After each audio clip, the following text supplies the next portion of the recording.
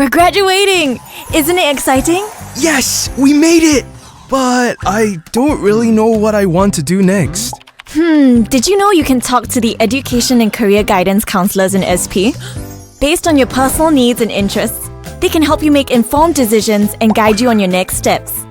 These consultations are available for up to 3 years, so it's great for those enlisting in NS too. No matter which path you decide on, there are many career and further education webinars, talks, and workshops lined up for you to gain more insights and be well prepared. What if I end up regretting my Recording choices? in progress. It's never too late for change. Recording If you stopped. ever feel stuck in the future, the PACE Academy in SP supports reskilling and upscaling. They offer many programs and you might just discover a new passion there. For fresh graduates, they also have the Work Study program, which lets us further our learning while gaining work experience. I don't know if I can count on myself to keep exploring for new opportunities. Honestly, me too. But I recently found out that the alumni workshops and networking sessions are great for that.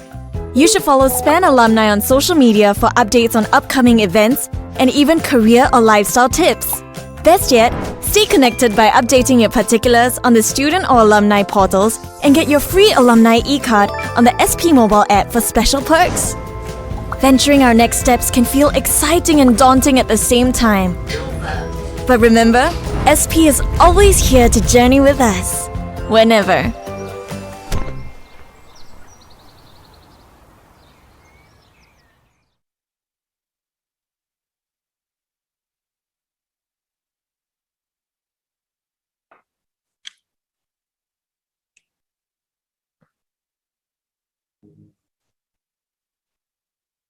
Good afternoon, ladies and gentlemen, and a very, very big welcome to our session 2 of the Singapore Polytechnic's Virtual Career Symposium 2022. And yes, this session will be about the built environment. For those of you who have joined us in session 1, and if you guys are here now in session 2, very, very nice to see you guys again. Okay, for those of you who have just joined us, don't worry, this webinar is going to be full of knowledge and insights for you guys to learn, and of course, experiences shared from different industry partners later on.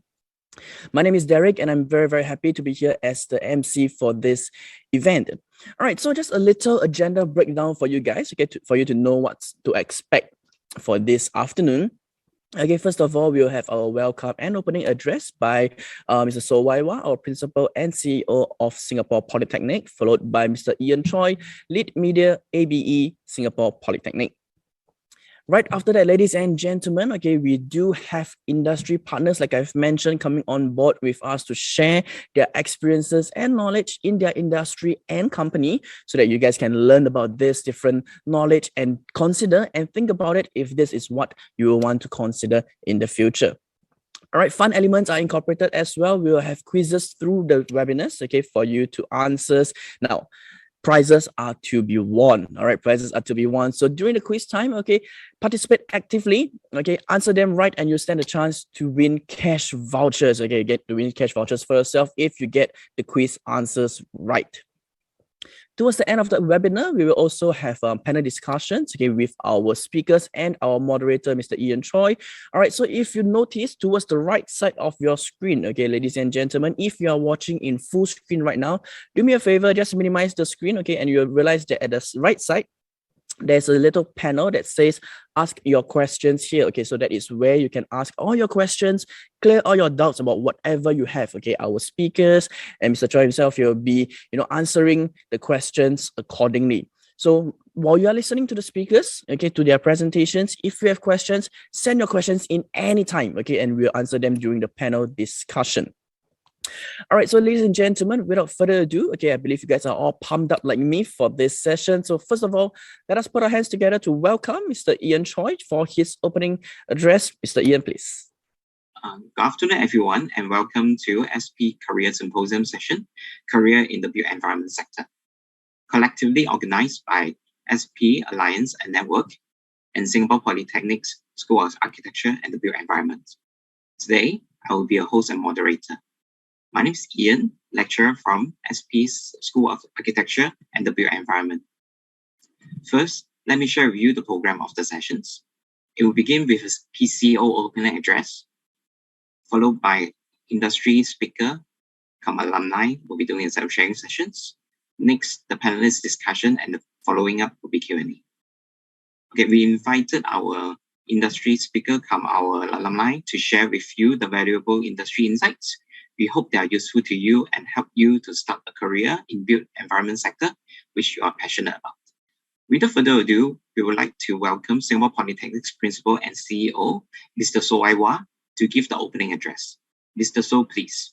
Industry speakers, alumni, graduating students, ladies and gentlemen, welcome to the SP Virtual Career Symposium 2022. At SP, we prepare our students to be life ready, work ready, and world ready. When our students graduate, we do not just say goodbye, but also see you again. This is because we continue to support them as our alumni in providing them career guidance and equipping them with continual education to be their partner in lifelong learning. This career symposium is an example of our continuous support to our students beyond their graduation. It seeks to provide our graduating students and alumni access to career advice. Our invited speakers come from various industry sectors. They are representatives from multinational corporations, small and medium enterprises, trade associations and chambers, and of course, government agencies. They will be able to share diverse perspectives and the various career pathways. I'm pleased to share that more than half of our invited speakers are SP alumni. SP is proud of their success that they have achieved in their careers. Their holistic experiences are a testament that SP graduates are well prepared for the workforce of the future and well equipped to contribute to the transformation of Singapore. They are inspiration for what all our alumni can become. I hope our graduating students and alumni will take this opportunity to explore the exciting prospects in each industry and exploit the opportunities that lie ahead. I would like also to thank all our industry speakers for taking time to be here to share their invaluable knowledge and insights at this career symposium. I wish graduating students and all alumni a fruitful time today. And beyond this symposium, I hope to see you all again at our various alumni and continuing education platforms. Thank you very much. Thank you, Mr. So. To begin, please allow me to give a summary of the event. In Singapore, the push of digitize the built environment sector has been a shift in industry trends, such as the implementation of innovative technology and strategy. Jobs that were once done by human are now digitized, creating a demand for a new set of skills to stay relevant. As an approximate half of the Asian population are urban dwellers, there is a strong demand in architectural design, construction management, spatial and landscape creation, and smart facility management. Today, we are honored to have our speaker, and they are your seniors as well. They will be sharing important industry insights with you. Our speakers are Ms. Fin Tay Fong Chin, Director of JTC Corporation, Glynis Poh, Associate Director from Colas. Last but not least, Mr. Yo Si Wee, owner and founder of the Wee Studio. During the sharing, if you have any questions or inquiries, you can use the chat box at the right-hand side of your screen to post your questions. We will address questions under the Q&A segment, which is right after the sharing sessions. We'll begin today's sharing with Fin Tay Fong Chin, the director from JTC Corporation. Fin is the director of New Estates Division 1 from Jurong Town Council Corporation. She is our alumni from Diploma in Civil and Structural Engineering. In 2019, she was awarded the Public Administration Medal Bronze under the Ministry of Trade and Industry. Ladies and gentlemen, Fin, please. Thank you. So now I'll give an introduction of myself. My name is Finn. I'm the director in the New Estates Division in JTC. I just share a picture of myself as I've worked in JTC for 17 years. Prior to that, I was a bridge engineer, and it's likely I couldn't stay in JTC much longer. So this is a picture of my younger days. So as I mentioned, I'm from the New Estates Divisions. This is a picture of my team today. If you take a look, most of them are much younger than me. This is a picture of us in a team building at a Keelong areas. So let me give you a bit sharing about my team and what we actually has been doing. So as mentioned, I'm in the New Estates Division. So as what the name said itself, New Estates Divisions, what we do is we actually look at the strategic levels, how to plan and develop the next generation industrial estates. And this will give Singapore a competitive edge over industrial estates globally. And it really will allow us to really shape this estate to something that can actually bring in more companies, international companies into Singapore. At the same time, like I mentioned, we are doing new estates, and one of the estates is Jurong Innovation District. Our intent is really to bring in companies that will do advanced manufacturing and actually help the local companies to bring up to speed in their journey for automations. What is normally the job in new estates division? So one of major areas that we do is actually we project manage projects at site. So this is a picture of me and my contractors in Bulim, where we are carrying out the weekly inspection of our works. And this is a picture of our project site in Bulim. As you see, it's a big underground basement work. And this is one of the biggest building projects you will see in Jurong West area. It consists of 4 buildings. Actually, it's an industrial building, and things are going well. We will be seeing this construction complete within the next few years. But our job is not just about project management. We do have our own dash of funds here and there. So besides doing strategic plannings and project management, we also engage nature groups, and we also look into areas of biodiversity, how we can actually preserve them. So this is one of the pictures of what we do on a regular basis. This is where we were at a forest in Jurong area, taking a look at the biodiversity and trying to see how we can actually allow us to preserve some of this within our master plan of our new estates. Besides strategic planning, project management, and dashing into forests, one of the regular things that we will do, which is not the norm for most civil engineers or project managers, is that we do conduct events and engagements on a very regular basis. So this is one of a big event that we have several years ago before COVID, where we held the exhibition of Jurong Innovation District at Westgate. This is where we share with the community, the students, everyone, about our visions of what we want to achieve and how we are going to achieve our vision for the developments in the areas. And through these sessions, we also gather feedbacks from them to see how we could further improve the estate itself. On a regular basis, annually and sometimes half a year, we will also have this update sessions or interaction sessions with the advisors.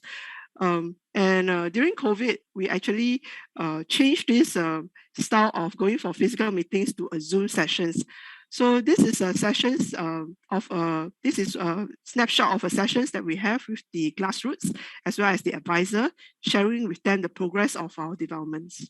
In our job scopes, in JTC, sometimes we were also being tasked to do new things, and we have to think out of the box. So during COVID, one of the tasks that my team and myself were asked to do was to see how we could help during COVID the workers to get their dorms up as soon as possible. As you were aware, at that period of time, there was a demands for construction workers' dormitory to be up as fast as possible. So one of the initiatives my team and myself came out was to bring in these containers from China, ready-made container from China, where we could actually instantly build it within 2 weeks to cater for the workers' dormitory demand at that point of time. We also have set up new norms for our own site office, we knew that we are doing new estates divisions and we were very excited over it. And one of the first thing we want to do before we start our construction was really to set a standard for our site office. And after gathering much feedbacks, we decided that we will build a new type of site office, not just the normal container that you see in most construction sites, but a proper site office with pantries, with proper tables and chairs, as well as toilets and nursing room for some of our female engineers. So what you see here in the picture is our actual site office that we have been using for the past few years at Bulim. So what I'm going to share with you is that job in the construction industry is actually not the norm anymore, especially with COVID. You realize that things have changed. And many a times you will get to do new things that is beyond your scope. It's no longer a situations or a time whereby you will start seeing yourself practicing purely as a project manager or an engineer. And there are many things that you need to do beyond just your normal scope in the industries. What I would like to advise the students is that give yourself a chance to actually try out on this industry. It's not as boring as you thought it is. It's actually quite interesting and exciting. The other thing I would like to highlight is that besides giving the industry a chance is that during your course of work, you must always seize the opportunities. Opportunities may come your way. Don't give it a miss. Always give a chance to try it, try new things, and you never know. You may break your own boundary, and you may achieve much more from there.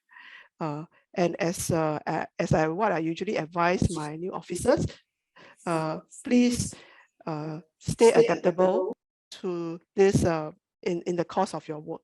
So before I end the session, this is just to show you some of the works and images of the things that my team actually has been doing.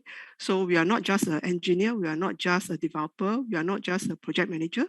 In my team, we also have architects, and we're also doing landscape. And more importantly, in one of the scope of works that we don't learn in school is that we actually held events and we partners with workers and contractors to bring everybody closer together. So as a word to the students here is always seize the opportunity, take the chance, give the industry opportunity to try out new things. And all the best for your future endeavors. And please stay strong in the industry. Thank you. Thank you, Ms. Finn. Thank you so much. And I believe that was a very fruitful presentation by yourself. And one part where I like a lot is, where you mentioned opportunities will always come by. You got to seize them. Step out of your comfort zone, because you might break your own boundaries and achieve much more from there. So ladies and gentlemen, this is something for you to take back home. Okay, step out of your comfort zone. Okay, if it's something that you think you might not have the confidence in doing that, give it a try. You never know what will happen. All right. Okay, right now what's going to happen is that we will have our first quiz question, okay, for our session 2's webinar. Okay, so like I mentioned, ladies and gentlemen, okay, prizes are to be won, cash vouchers are to be won. So do me a favor, scan the QR code that's on the screen right now. Okay, this is for you to answer our question. Okay, so question number 1. Okay, as of 2020, what's the percentage of Asia's population that are urban dwellers? Okay, is it 30%, 50%, 65%, or is it 80%? Okay, so scan this QR code on the screen and answer whichever you think is the correct answer. Is it 30%, that's A, or is it B, 50%, C, 65%, or D, 80%? All right, in the case where you are having difficulties trying to scan the QR code, there is actually a URL link right below the code itself. So you may enter the URL into any web browser that you prefer. From there, you'll be able to answer the questions as well. Okay, this is only question 1 out of the 3 questions that we're going to ask you in this webinar. Okay, so quiz question number 1. Okay, I wish you all the best, okay, in getting the question right, and stay tuned. Okay, I'll give you guys another 1 minute or so to answer this question, and afterwards we will have more industry partners coming up to share with you their experiences.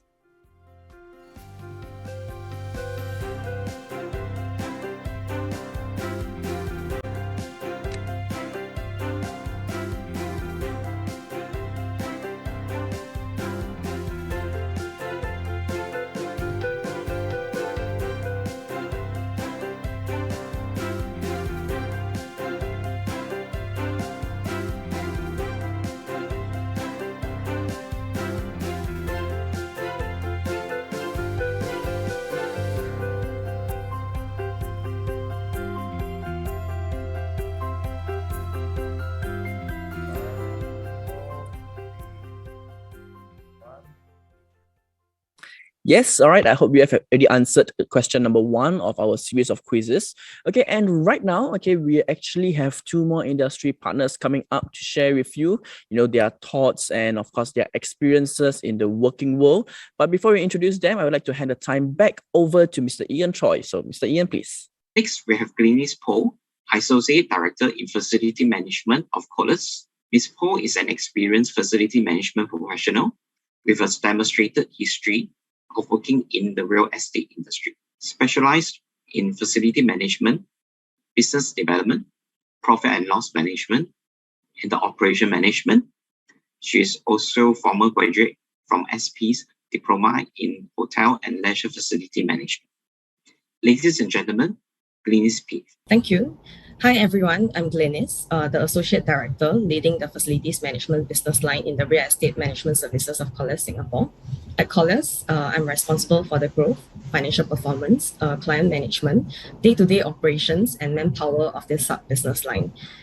Without further ado, I shall begin my sharing on the industry FM insight. In the recent years, traditional FM model has evolved in a significant way.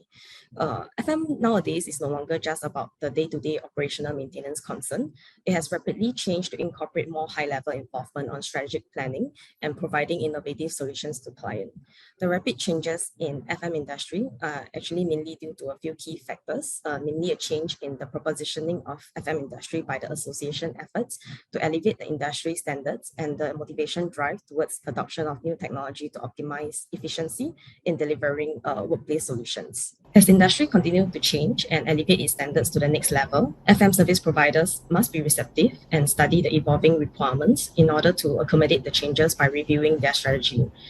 Today, in the COVID-19 outbreak, FM industry has been shaped to be adaptive with remote working from home for those who are able to, and FM companies would have to ensure that the staff are well supported in order to ensure that the services delivered to client won't be compromised. So in the industry trends, FM consumers are actually moving towards seeking for innovative solutions and cost optimization outcome.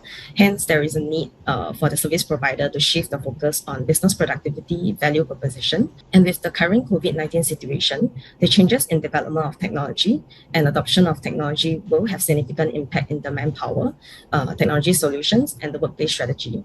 The buildings will start to shift towards the focus of what outcome can be achieved from the technology adoption. Citing an example of being armed with the capability to conduct predictive maintenance strategy by deploying technology sensors to buildings to collect data and transferring of data to useful information to ensure cost optimization. So to further add on, during this pandemic outbreak, most companies have actually started to consider flexibility and collaborative working space in future workplace design. Workplace optimization has and will become recognized as a driver of productivity and a tool for attracting and retaining top FM talent. Due to an increase in environmental regulations, FM providers will have to continue to ensure that they are equipped with the correct expertise to look for ways to be more energy efficient and to reduce the carbon footprints. It may be challenging on this topic as it takes collaborative efforts from multiple parties. And lastly, outsourcing is no longer a new normal, and we are glad that this pandemic period actually helped to showcase the FM value. We start to observe more and more companies relying on outsourcing advantages to allow in-house teams to actually focus elsewhere while saving costs.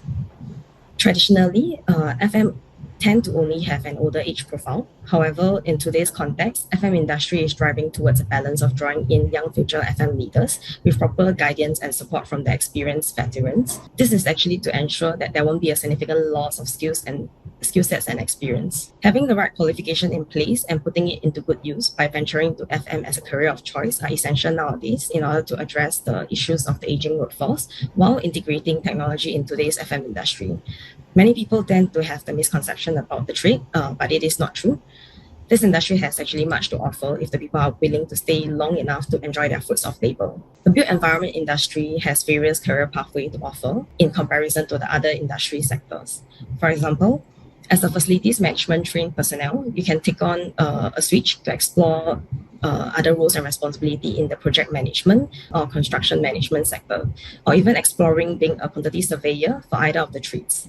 The reason why a variety of choices are available is due to the similarity of the skill sets required in each position. So for further details, PCA has actually worked out a skills framework to depict the pathway for vertical and lateral progression for advancement and growth in the built environment industry.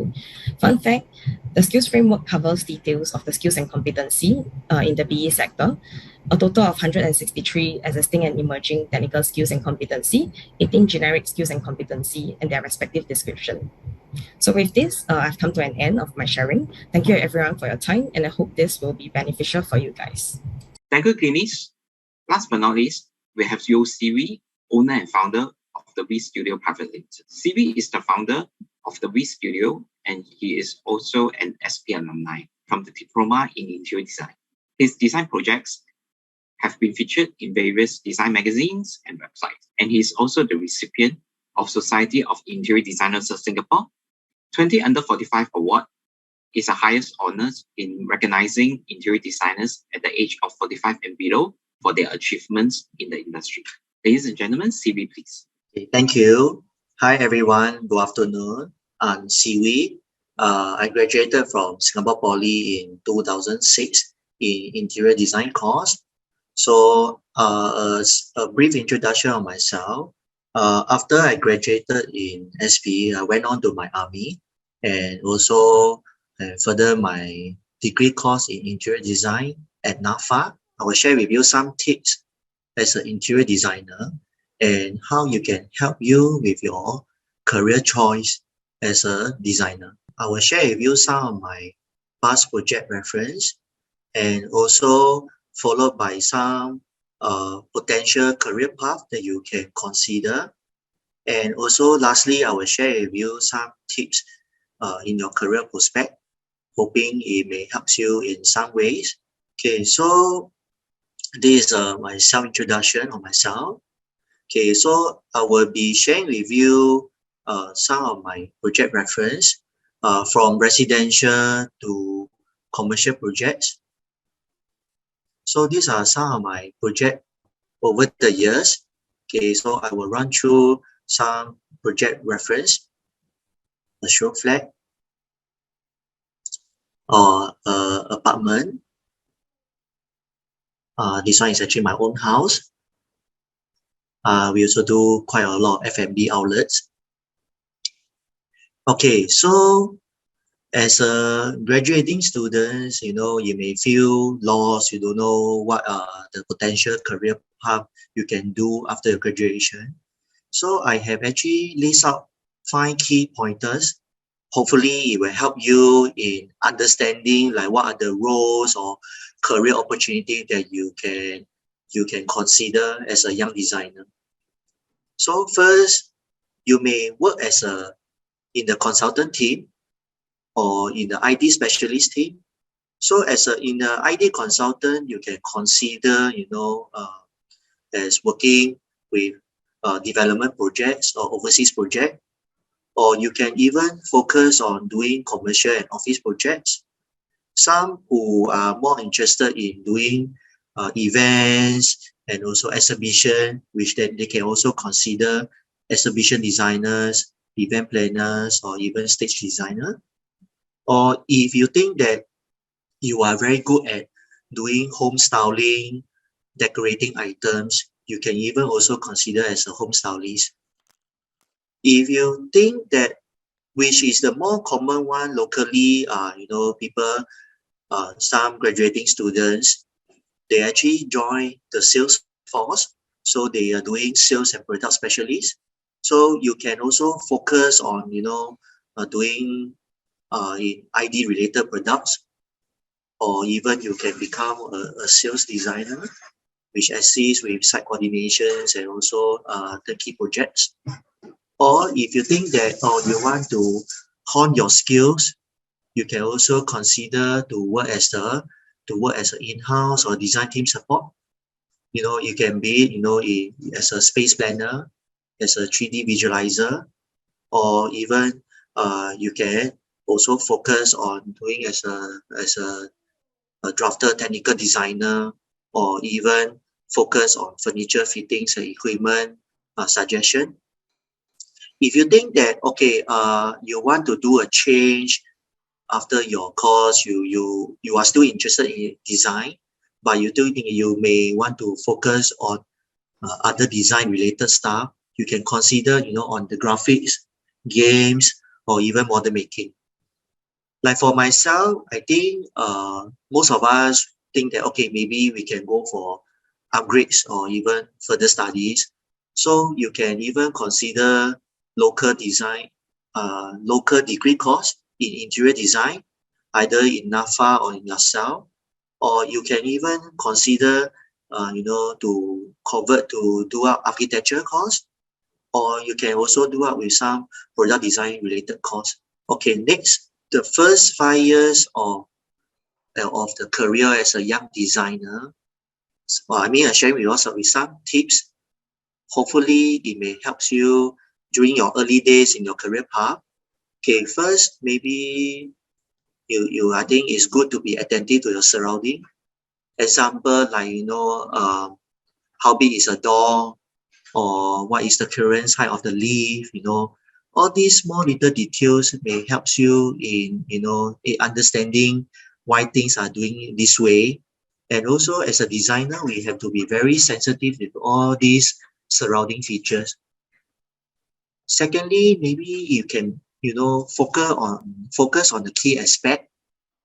For example, like, I'm very good in my 3D. I want to be a 3D visualizer. So these first 5 years, just focusing on this skill to enhance it and to bring it to another level. Or if you think that, okay, I want to try out because I may not know what exactly I want to do in my career. So you may be hopping around jobs or trying out different jobs, to gain experience. Or you are focusing on a certain key jobs that you really like. So I think maybe you can be on that job for at least a minimum 5 years. So learn the process, the roles of the work scopes, understanding what the requirements, what are the expectations, to learn as much as possible. Even you are making mistake, you will even learn faster. And also there's a mentor of mine who shared with me this. So she was saying that, hey, Siwi, you must be like a sponge. Learn as much as possible, absorb like a sponge. So I always remember this throughout my career. It's good that you utilize what you have learned in school, like being in the technical skills, being in the concept skills, being in your mindset of how you want to create a better spatial experience. So utilize it. I think along the way you're bound to make mistakes. It's okay, just practice and make practice make perfect. So keep on trying. So some other ways to better enhance your skills are, you can have some case study. A lot of us, while we are working on, especially on our line of works, which may be very long hours, so we also must learn about how our time management or, to utilize it. So I think this aspect will help you in, in your early stage of career. Thank you, everyone. All the best to you. And please feel free to chat with me if you have any questions later on. Thank you. And yes, all right. Thank you so much, Miss Glaze and Mr. Yosiri. All right. I believe if you have listened, okay, just a little wrap up on what they've mentioned. I believe Miss Glaze mentioned as well on the change, all right, in the FM companies during the times of COVID. So I think one point that everybody got to learn is to adapt and to transform with the flow no matter what happens. Because no matter what industry you are in, what job you are doing, learning to adapt and to transform is something that is very, very important as well. It definitely will help you. And for Mr. Siri, I understand that he covered certain tips to the early years of being a interior designer. You got to be aware and attentive to your surroundings. You got to focus on your key aspects and spend time to sharpen this specific skill that you have. Okay, and these two things that he mentioned I like a lot as well. Making mistakes means that you are learning faster, so don't be afraid to make mistakes. And as long as you let yourself know, make this mistake once, learn from it, don't do it again, I think it's a very, very healthy mistake.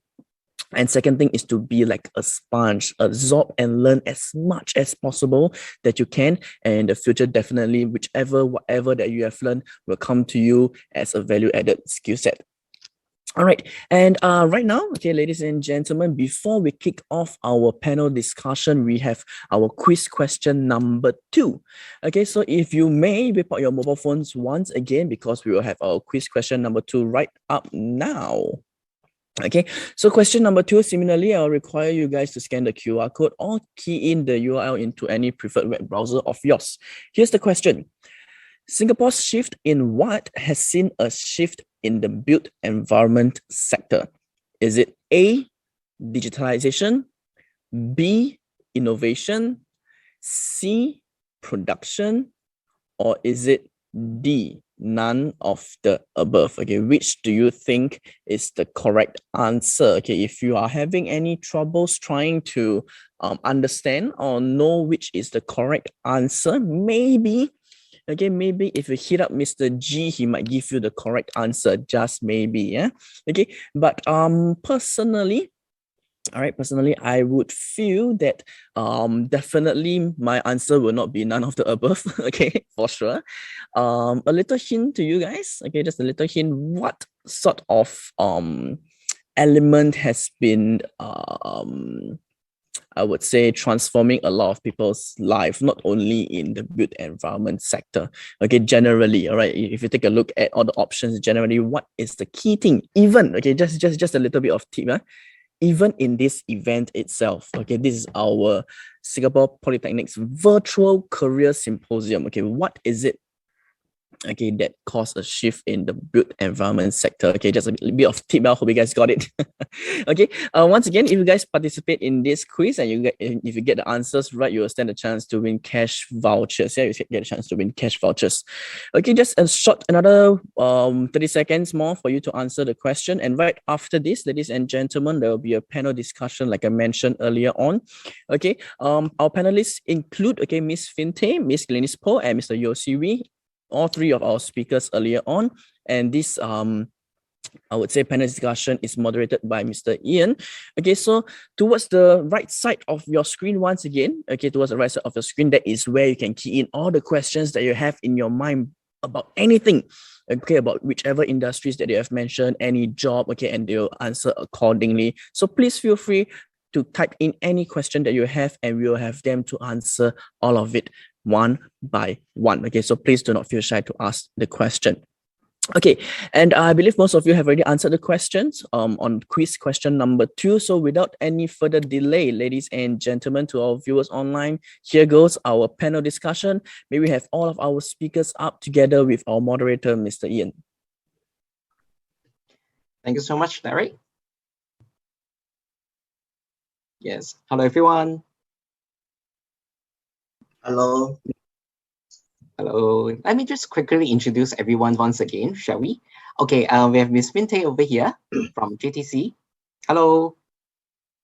Hi. Yes. We have Miss Glenis Poe from Collis. Hi, everyone. And we have our Mr. Yosiri from V Studio with us. Everyone. Hello. So without further ado, let's us begin with our Q&A. We have received quite a lot of response actually from all sorts of different angles. Maybe we'll start with some of the more direct questions, shall we? Yeah, there are some questions that targeted solely for individual of you. So maybe I will begin from there. Okay. There's one question directly to directed especially for Finn. Let me just read out for everyone. As you shared earlier, the built environment industry is currently now flourishing, and there are so many different kinds of projects that you are currently doing right now as well. How do you foresee the built environment 5 years down the road? That's a good question. It's quite related to the quiz that you just mentioned about what is actually shaping the lives in the built environment as well as on our daily life. As you are aware, currently there's the COVID situations, and what we see now that's happening in most industries is digitizations, as well as increase in automations and technologies. These are nothing new in this. It has been in talks for many years. But what really expedite and shape this whole issues is when the COVID arise, and we realized that these days there's a lot of restriction imposed, and some of us couldn't go to work during the circuit breaker and stuff like that, and we feel so handicapped, not able to go to office, but yet we still have to ensure our projects are running.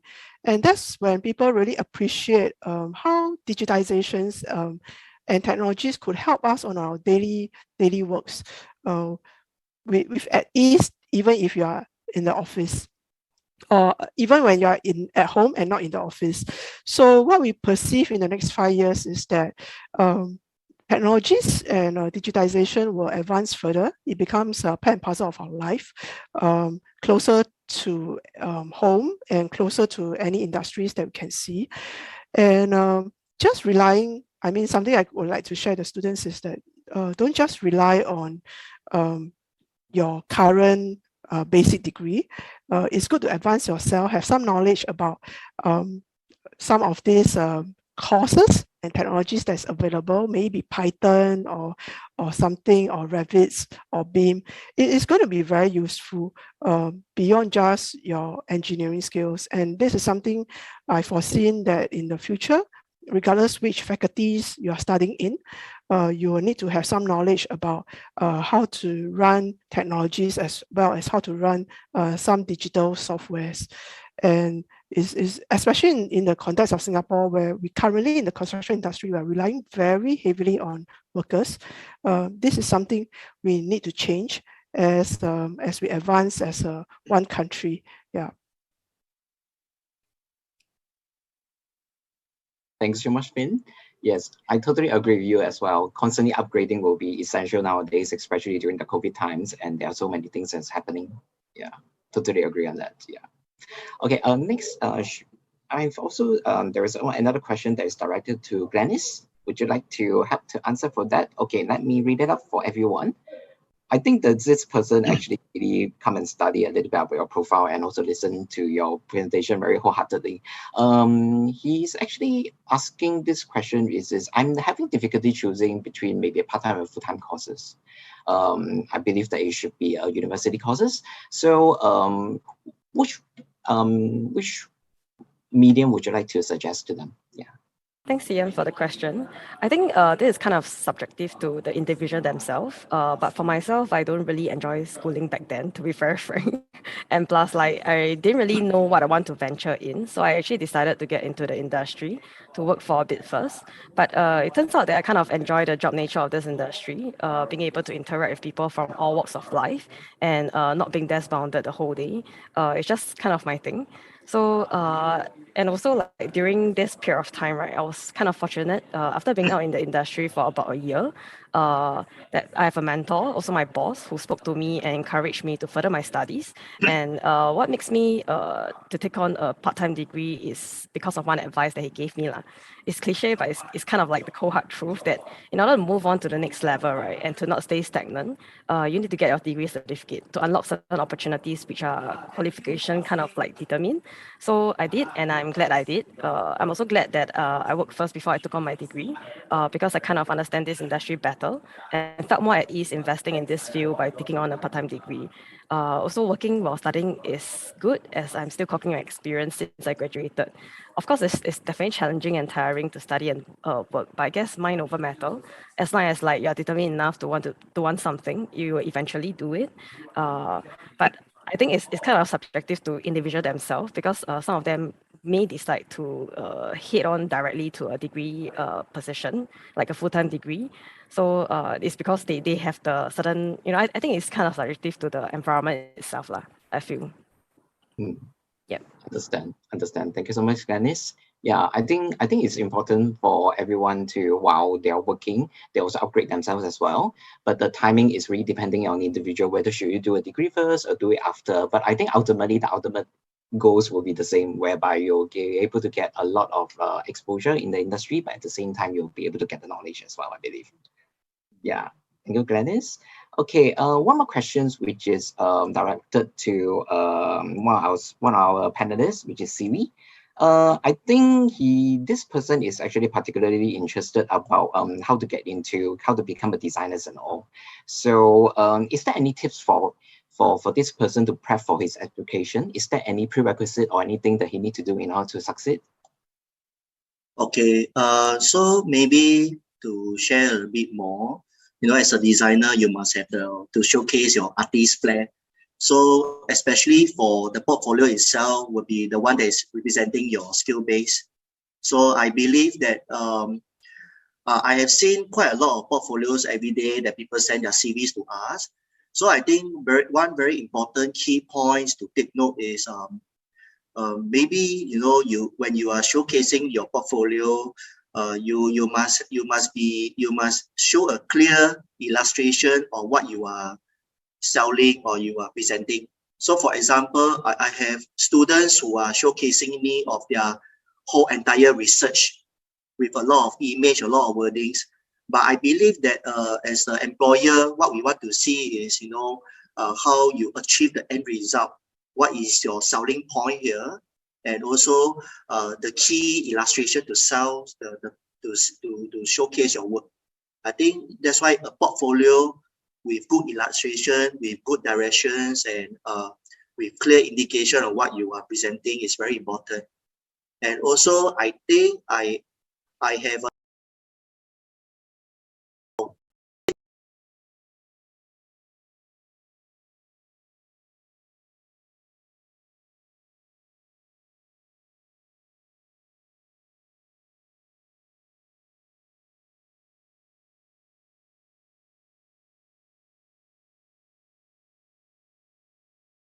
maybe what they can do is they can illustrate on their skill base what they can do, and also to showcase, to take some examples of some designers, how they do their portfolio, use it as a reference. And I think that will help them with the first impression. So the first impression is very important. I hope that it helps. Okay, thank you. Thank you so much, Siwi. Yes, I think it definitely helps preparing as well. Oh, just one quick question for Siwi as well. Currently, because of COVID and all, for the preparation of the portfolio itself, right? What kind of format should they work on? Is there any? Do you have any suggestion in terms of the format that they should do? Okay.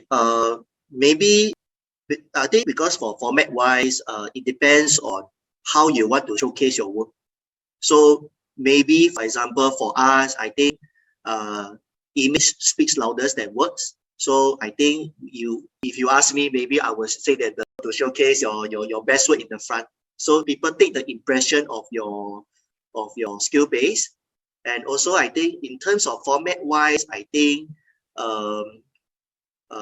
especially the file size is very important. So for example, I do have fresh grad, they send me 20 meg, 50 meg of files, which I think that if I'm the employer, it really turns me off with opening out the files. So I think this is something that is quite important for new fresh grad, how you minimize the file, put in your best word, not throw in everything at one file, then expect the employer to run through everything. So that's why I mentioned that maybe in terms of format wise, the file size, the showcasing, just show your best work. I think that's good enough. I mean, I hope it clears your questions. Yeah. I see. Thank you so much, Ziwi. Yes. Another questions, right? I think just now Finn has actually gone through with us a little bit on that as well. I think one of the students were actually asking is that what sort of software are important for the built environment sector for our poly graduates? Finn has already illustrated some of them, but how about Glennis and Ziwi? Do you have any software that you guys are particularly using that they need to prep themselves before they going into the industry or maybe looking for their jobs and all? Maybe Glennis first. Yeah. Yep. So in the FM industry, right, basically we have our own set of like computerized facilities management system. But I think this is something that it depends. It is quite kind of subjective. The functionality and all, it's not the same. Just that different companies actually carries different kind of technology in the FM sector. So I think don't have to worry. Basically, just have to come into the industry with an open mind and be humble, be curious, and be ready to take on any challenges that comes ahead. Yeah. So for the technology in the FM sector, there are plenty of it because we are kind of like the middle person, coordinate, integrate certain innovation technology solutions.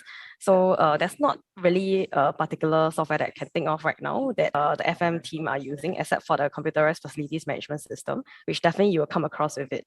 Yep. Okay. Maybe for ID side, AutoCAD, Photoshop, 3D Max, and SketchUp. I think these are the few programs that help us to illustrate spatial experience to our client. So I think, but all these software skills, I believe which I have gone through this is along the way where you do it every day slowly, but pace by bit by bit you will learn more and you will improve from there. So I believe that maybe for fresh grad, they were afraid that maybe their skills is not to a certain level yet. Don't worry about that. But I always believe one thing, that for my own practice today, sketching is very important. So even for me, every day I will do sketching to make sure that I have a better plan first before I jump into the softwares to illustrate all these, to sketch out all these spacious events or that. So this one is quite important. Understand. Thank you so much, Ziwi and Glennis, for these questions. Not to worry if you guys are having a hard time writing down all the programs that that our panelists has mentioned. Not to worry. You guys can always going back to the recording and we'll be able to review it after the events. Okay. We have another questions. I think let's chat with Finn on this one because it's a little bit more in regards to the project management side. Okay, there is a questions regarding on what are the additional scope mentioned outside of the usual project manager works.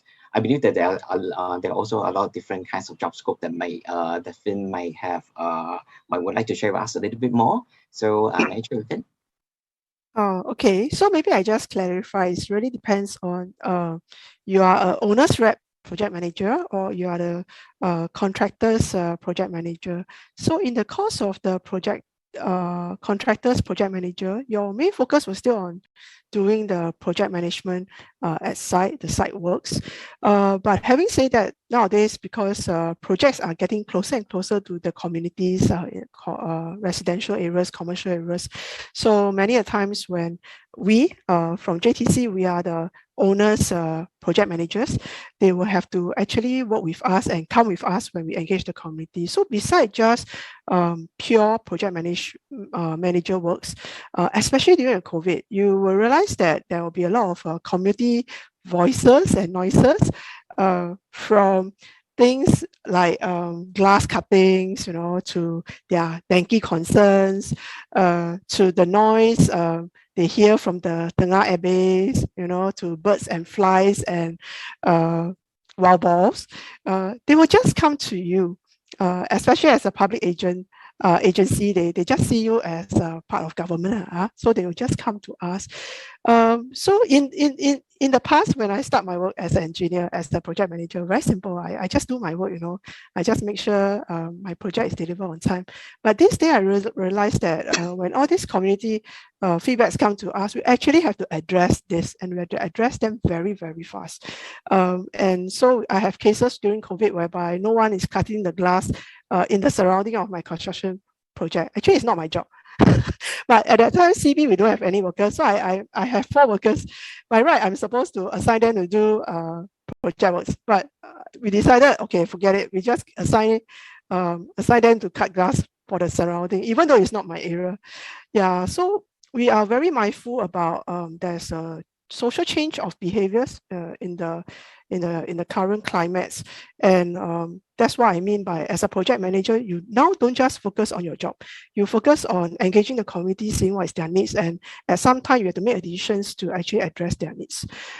Second is I mentioned about digitization, and another role that now project manager and facility managers will actually do is safe distance measures. So those are things that become something very new, nothing that we learn in school.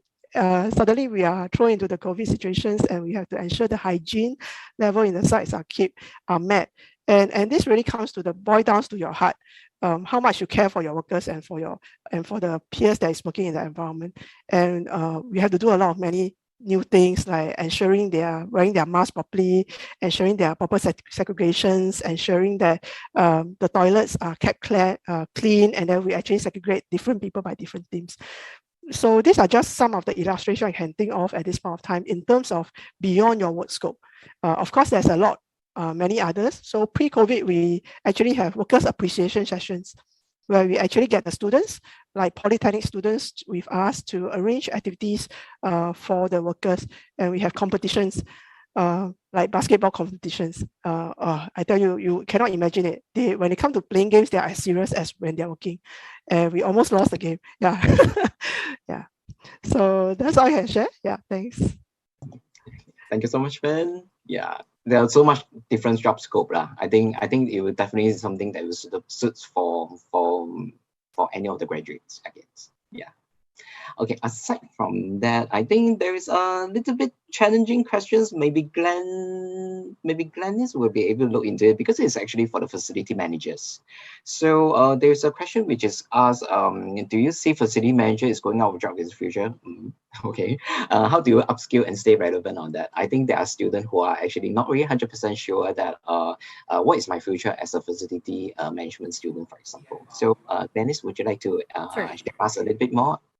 Ian, you mentioned the question is, do I foresee whether a facilities manager will be out of job? Okay, I think the questions is given that maybe I just read out the questions word by word for you. Do you see facility managers going out of jobs in the future? How do you upskill to stay relevant in the industry? Okay, so basically for facilities management district, right, we are kind of like an essential service line that, like what Ms. Finn actually mentioned, that during this COVID situation, like the landscape portion, like we are the coordinators lah, in a way to make sure that services are still being upkept during this difficult period. So facilities manager, basically like what I mentioned and shared earlier, right, basically in this trade, we have a lot of older age profile, and we are trying to sustain and make sure that we continue with this skill set, to make sure that we have a successor in the young industry pool. So basically, it won't be out of job because we're kind of like in the essential service line, and also partly, like what we are doing right now is actually to share further on the insights in order to retain talents. And if, to be honest, actually during this COVID situation, the facilities management or even the built environment industry, I think they are one of the trades that is kind of like recession proof, because eventually we still really need to, we are the one keeping the operational things going on on a daily basis lah. So not so much of out of job, but we do recruit like young people from aviation sector, because actually during this COVID period it kind of hits them quite badly. So as you can see, like in different, no matter which trade you come from, basically you can take up this position as well lah. Yep. I hope I answered the student's question. Definitely. Yeah. So they are definitely a job scope, and it's sustainable. It's a sustainable industry that there are a lot of different jobs available for them as well. Yeah. Mm. Okay, thank you so much, Glennis. I have actually received more than 3 or 4 questions that actually asking something similar. So maybe allow me to address that. Maybe our panelists will be able to reply on this one in your respective professions. Actually, there's one question like this, but there are several which is similar.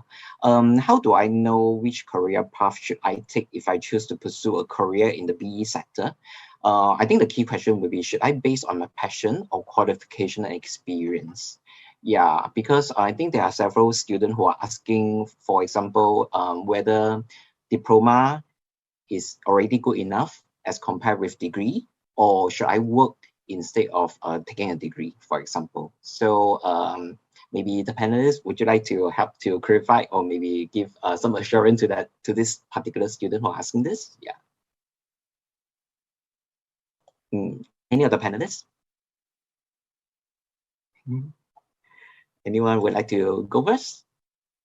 Okay, Siri. Yeah, okay, I see you raise up your hand. So yeah. Okay, it depends on how you look at it. So if you ask me, I will share our advice that, of course you can upgrade to your degrees, definitely a better option. But it's also good that when you join the workforce, you join the industry, the things that you learn will be more than what you can imagine. So maybe on this portion, especially for either architecture side or interior design side, I believe that the working experience is much more important, if you ask me lah. But of course, if you think that you want to to improve your concepts thinking, you want to have a better understanding of the certain courses, then I think you can go for the upgrade.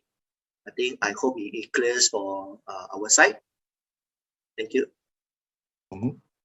Thank you, Siri. How about Finn or Glennis?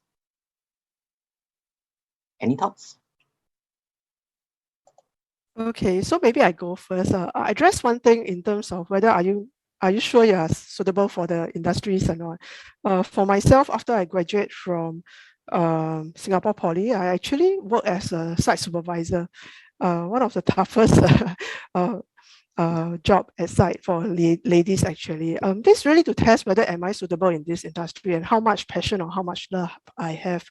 And after working there for about almost 2 years, that's when I decide that I would like to pursue to a higher degree because I can see myself working in this industry for a much longer time. Second part is really depends on what you really want. Don't spend too much time pondering on what you love, but you really try it out first. But don't take too long to think. I mean, if you try out something and it doesn't really suit your taste or suit your what you want, then you just move on to another areas. In the event, like for example, when I joined JTC, one thing I learned was that when I have a certain interest, I could actually tell my boss, and I actually switched from one portfolio to another portfolio, one divisions to another divisions, from doing infrastructures to reclamation, and eventually I landed here being a developer. So if you really want to see, you are not sure, but you want to try out, one possibility is to join a public agency, or you can join a consultant. You can also join a contractor that allow you to expand your scopes and give you opportunity to try different areas that you want. But don't take too long to think or to try too many things. At some point, you have to stop and decide where you want to go, because eventually you'll realize that your friends have advanced much faster than you if they stay on course instead of choosing different path every few years. Yeah. Thank you so much, Finn. Yes. Okay, so let's move on to the next questions. Okay, since I think we are with Finn now, right? I think there is something regarding on project management that there is a burning question as well.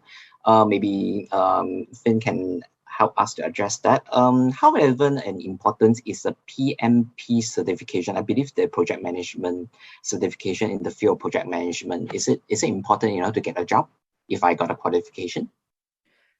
It depends on different companies' needs. You ask me, is it good to have? I will tell you, of course. Put it this way: whether your company requests for it or not, is for you to hold. I mean, for example, in JTC, we actually do encourage officers to go on course, for example, and we actually pay for it. So usually, what I'll tell my officers is that if this thing can reside with you and stay with you, regardless whether do you stay in this organization or not, and it's useful for your career, just take it. Just take it. It's always good to have, but it's definitely not a must-have.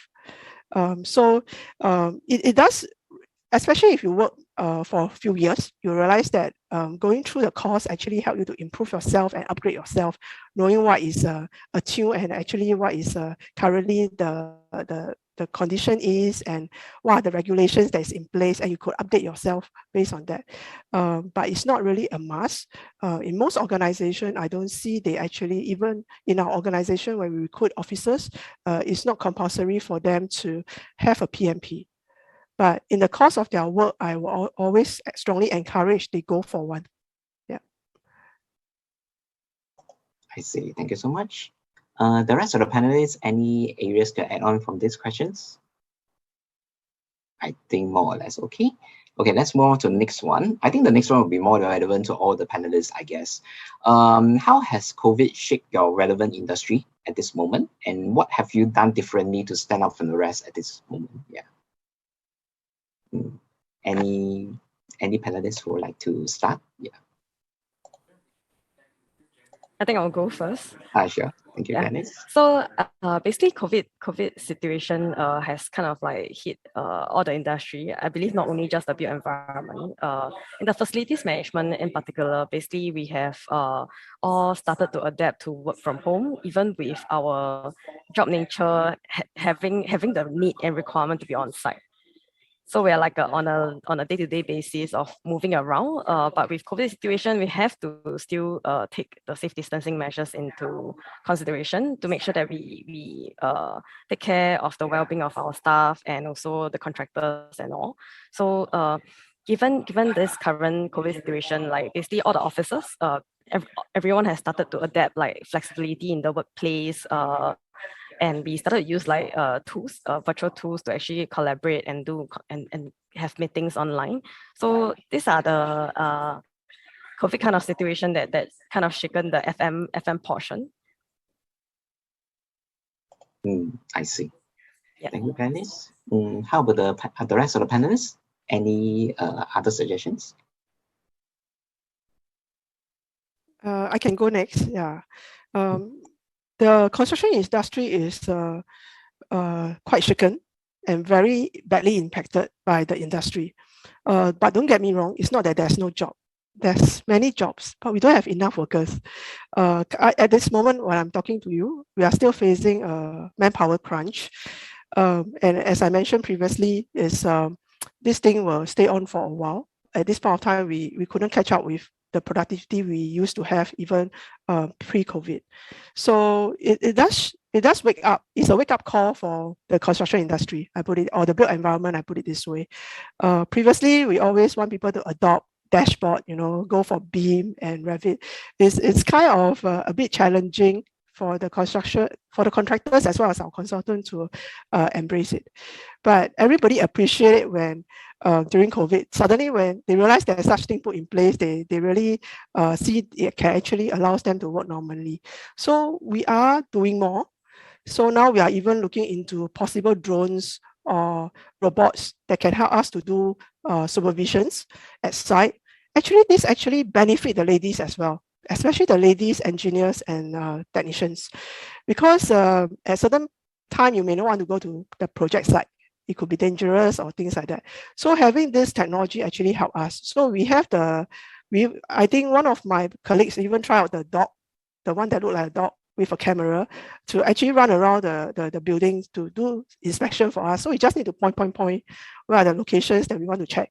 And then you will just focus on the camera And we even try out getting approvals from BCA for the building TOP using purely online, virtual. Everybody just look at the screen and then having the robots or equipments to do the inspection for us.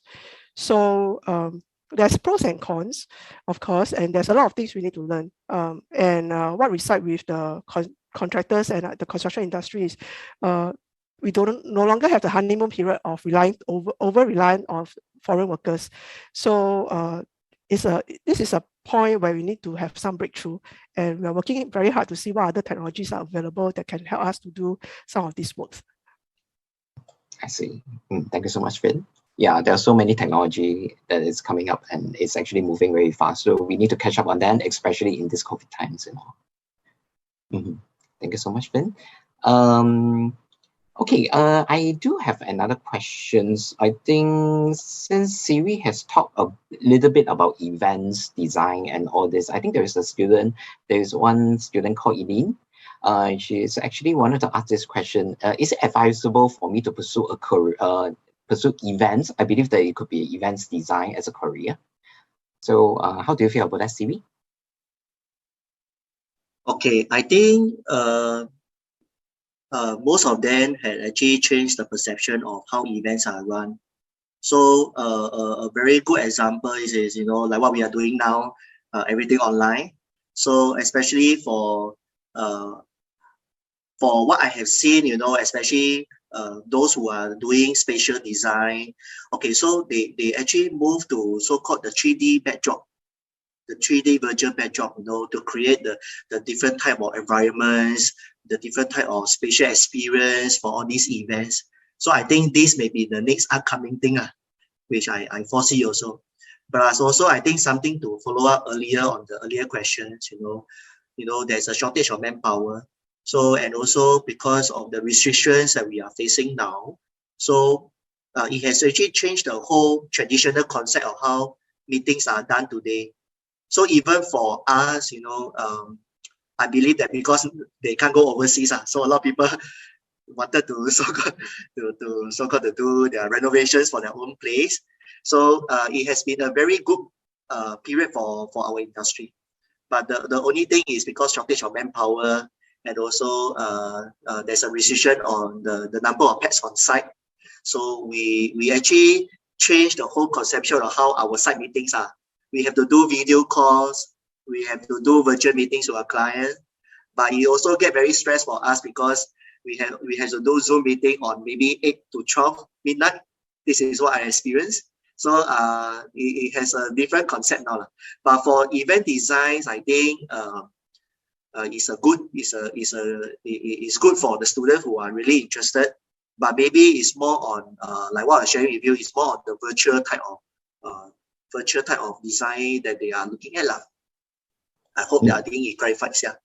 Yeah, I think I totally agree as well. I think currently this event is also organized by the events company. So currently, I believe the events company and all, they are moving on into doing more different virtual kind of events and all as well. So I believe that COVID has really shaped the industry and creating more opportunities as well. Yeah, thank you. Okay, just want to check with Derek. Do we have any more time? Okay, yes, we have time for one last question. Okay, one last question. I think maybe this question I will be able to direct to every panelist, I believe, because there are several students who are asking similar questions as well.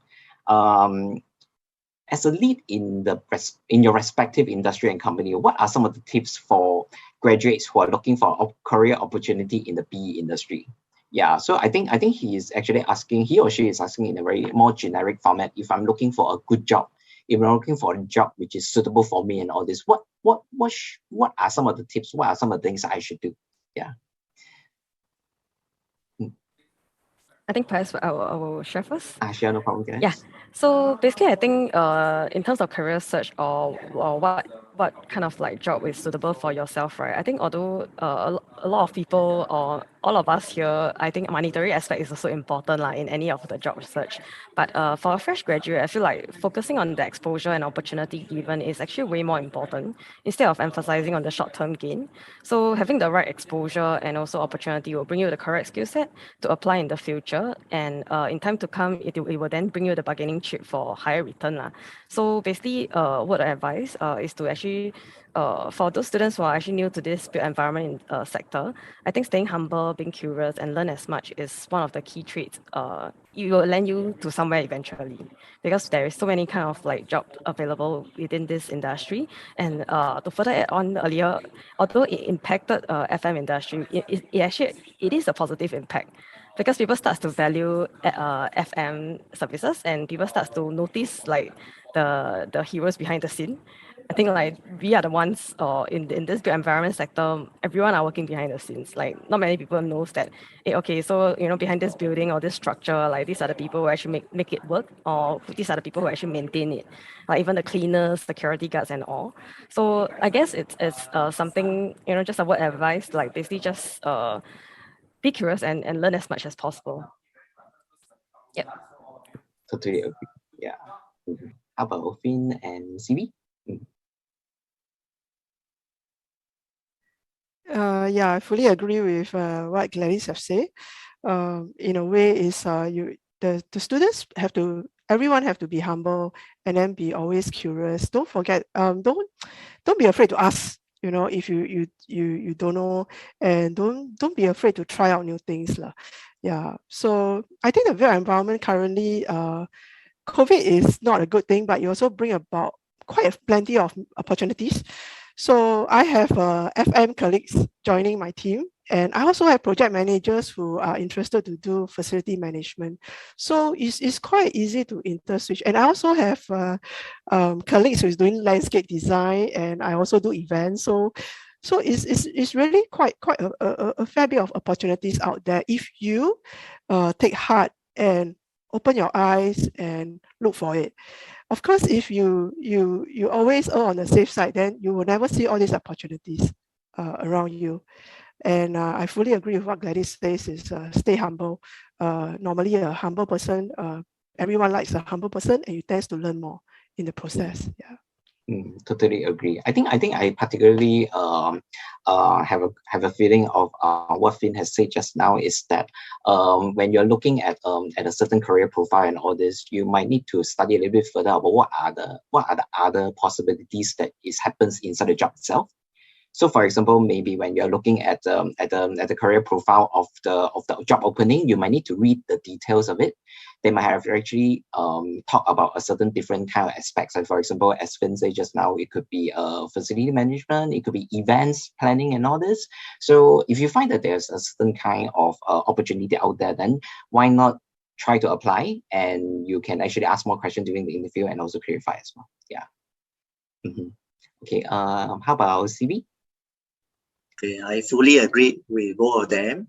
Okay, maybe I think this one depends on individual. So I'm just sharing on my own experience because I'm very lucky that I have a mentor who is guiding me.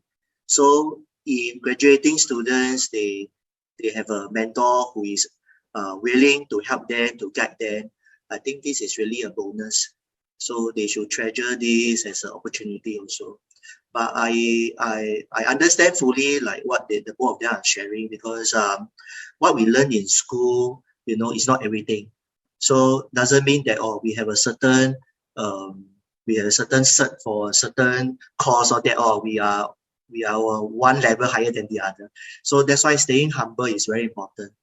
So and especially when you have the opportunity to learn from someone who is a senior in the trade, I think this one is really a bonus you can't find in another place, because especially for this period of time, not many people are willing to share. This one, to be honest, it's not many people are willing to share. So when you have the opportunity to meet someone who is willing to share with you or able to guide you, I think treasure this opportunity. I hope that helps. Totally agree. I think to sum up everything is to stay open, stay hungry, and stay focused. It's all what you're looking for, and in order, and also in terms of learning and looking for a job as well. Okay, so now I think this is the end of the panelist discussion already. So thank you so much for our panelists for today, Finn, Glennis, and also CVE. Thank you so much. Thank you. Okay, so now I will pass the mic back to Derek to finish up. I think there is another Q&A for winning more prizes, right? If I'm not wrong. Yes, thank you so much, Ian. And of course, once again, thanks to all of our panelists, Finn, Glennis, and also Siri for sharing all of these things. And I will say, let me do a little bit of wrap up, because I've been listening throughout the whole panel discussion, and I felt that there's a lot of key points to take away. First of all, try out different things. Okay, I think Finn mentioned this. Okay, try out different things, and if you don't know what to do, okay, don't take too long to decide. Okay, but because what you gotta do is just try out different things. If opportunity come by, just grab them. If something don't really suit you, or you feel that this is something that you do not really want to venture into, move on to other things. Okay, move on to other things. Okay, and of course, for people who are our viewers who are looking for a job, you're looking for some tips. First of all, I think Glennis mentioned this.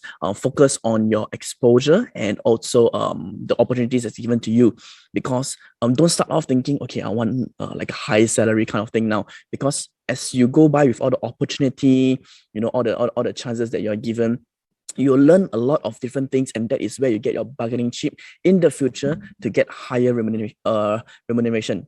Okay, and stay curious, have an open mind to learn, because learning never stops, right? Don't be afraid to try new things, and if you do not know anything, don't be afraid to ask. Okay, you must ask, because if you ask, you learn. If you're afraid to ask, you'll never ever learn on what that thing is about.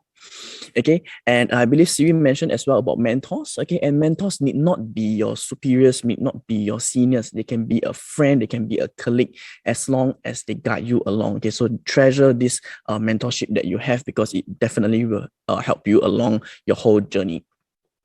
All right, and that's the end of our panel discussion. And right now, like what Ian have mentioned, we do have a last question, okay, for our quiz number 3. Okay, so like I mentioned, prizes are to be won. Let's check out what is question number 3. Okay, question number 3. The built environment sector consists industries such as construction, facilities management, real estate, or all of the above. Which is the correct answer? A, construction, B, facilities management, C, real estate, and D, all of the above. Okay, which is the correct answer? Okay, which do you think is the correct answer? Scan the QR code on the screen or key in the URL that's under the QR code for you to access the question. Okay, if you have been with us in session 1, okay, I said this earlier, let me repeat myself as well. If you do not know the answer for questions like this, okay, what I normally do, okay, I'll always hit the button with all of the above. That is for me lah. Okay, so for you guys, if you know the correct answer, please feel free to. If not, MCQ, A, B, C, D, choose one, whichever you think is the correct answer. Okay, another short moment for you guys to answer the question, and shortly afterwards, I'll give you guys a heads up on what's next.